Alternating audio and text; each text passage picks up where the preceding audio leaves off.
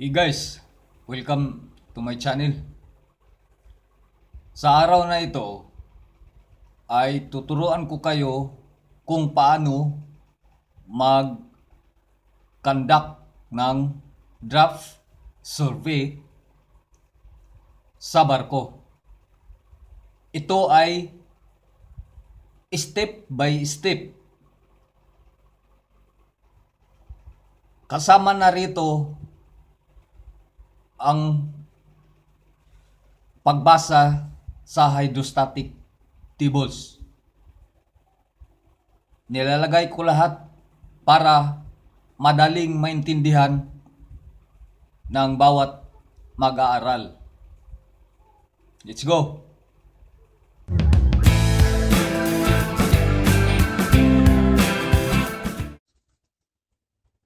Step 1. Reading of port and starboard drafts. Example. Starboard side. 4 draft 4.3 meters. Midship draft 5.5 meters.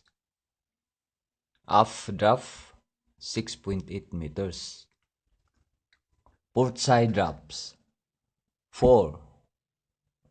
4.2 meters. Midship 5.4 meters.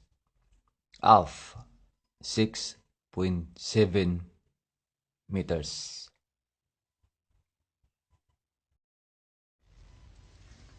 Step 2. Find the median of port, midships, and starboard drafts. 4 drafts. 4.2 plus 4.3 equals 8.5 over 2 equals 4.25 meters. Midships drafts 5.4 plus 5.5 equals 10.9 over 2 equals 5.45 meters. Aft drafts 6.7 plus 6.8 equals 13.5 over 2 equals 6.75 meters. Step 3.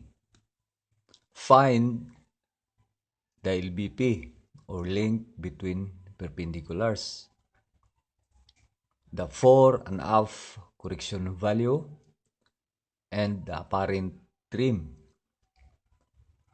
So, ang LBP natin ay 146.0 meters. Nasa hydrostatic tables. Ang fore correction value na 1.8 meters ay nasa hydrostatic tables pa rin. Ang aft correction value na 6.1 meters ay nasa hydrostatic tables pa rin. Apparent trim equals 2.5 meters. Ito ay ang trim ng uncorrected drafts. Ito ang hydrostatic tables. Makikita natin dito ang LBP or LPP na 146 meters. Hydrostatic tables. ECV ay 6.1 meters at ang FCV ay 1.8 meters.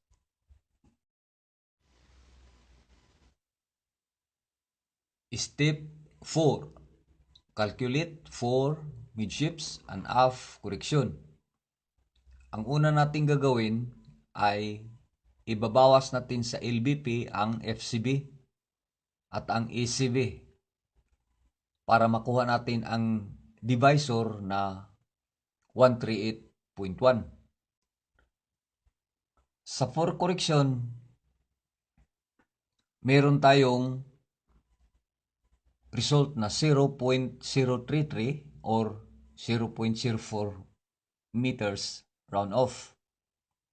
At sa off correction, meron tayong 0.1 meter.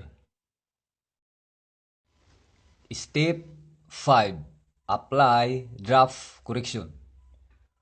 For draft 4.25 minus for correction of 0.04 equals 4.21. Off draft equals 6.75 plus off correction of 0.1 equals 6.85. So, meron na tayong corrected drafts. 4.21 plus 6.85 over 2. So, meron na tayong mean draft na 5.53 meters at trim na 2.64 meters. At dahil ang midshipman natin ay maliit kaysa mean draft, so ang barko natin ngayon ay may deflection na negative 0.08 meters. It means ang ating barko ay nasa hugging condition.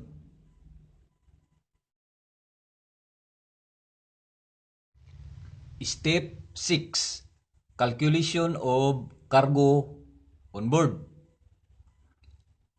Meron tayong midshipman na 5.45. Gagamitin natin ito para makuha natin ang quartermain. So, midshipman times 3 plus mean draft over 4. Yan ang formula sa pagkuha ng quartermain. 5.45 times 3 plus 5.53 over 4 equals 5.47. Papunta tayo ngayon doon sa hydrostatic tables. Titingnan natin ang equivalent ng 5.47 meters na draft doon sa hydrostatic tables. So, ito ngayon ang resulta. Ang displacement ng 5.47 equals 15,898 metric tons. Ito ang kanyang displacement. At meron siyang TPC na 31.3 metric tons. At may LCF siya na negative 4.84 meters. Pag negative, ibig sabihin yan ay forward of midship siya. At ang SG natin, specific gravity equals 1.027. Ito ang dock density natin kung saan nakalutang ang barko natin. At tandaan mo, sa density correction, pag lumampas ang dock density ng 1.025, ang sign niya ay plus. So, dito naman tayo ngayon sa ating displacement. Ang displacement natin ay 15,898 metric tons. Babawasan natin siya ngayon ng trim correction. Ang formula ng trim correction ay andito sa kanan na color yellow. So, meron tayong 250.03 metric tons na trim correction. So, ibabawas natin ito ngayon. So, magiging 15,647.97 metric tons. Ito na ngayon ang ating salt water displacement. So, dahil nasa salt water displacement tayo, ay meron tayong density correction. So, ito ang density correction nasa kanan, sa baba, itong purple ang color. So, meron tayong 30.53 metric tons. So, dahil ang ating dock density ay 1.027. So, ang ating density correction ngayon ay idadagdag natin sa ating saltwater displacement. So, magiging 15,678.5 metric tons. Ito na ngayon ang ating actual displacement. Ito na ang bigat ng barko ngayon. Kumpletong bigat ng barko. Ngayon, babawasan naman natin ito ngayon ng light ship na 5,705 metric tons. Itong light ship, ito ang bigat ng barko na walang deadweight, walang provision, walang constant. Ito ang light ship. So, ibabawas natin ito ngayon sa actual displacement. So, meron tayong 9,973.5 metric tons na deadweight. Itong deadweight ngayon, ito ang nasa barko na karga, bigat ng karga.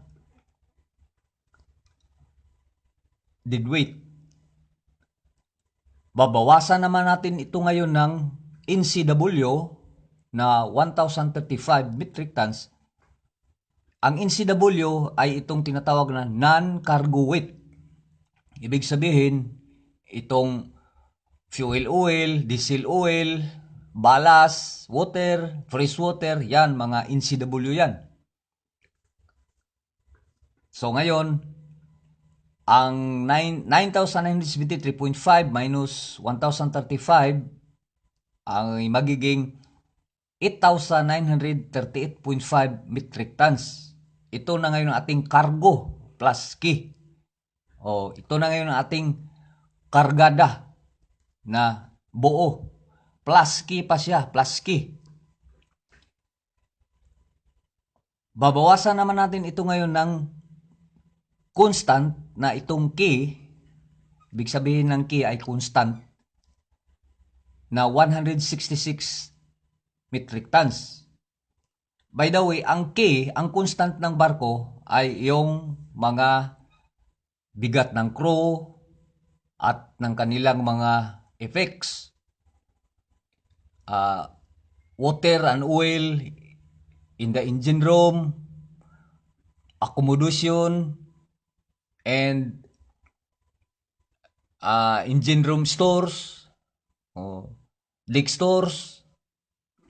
Yan ang mga constant. So, 8,938.5 minus constant na 166, ang ating cargo on board equals to 8,772.5 metric tons.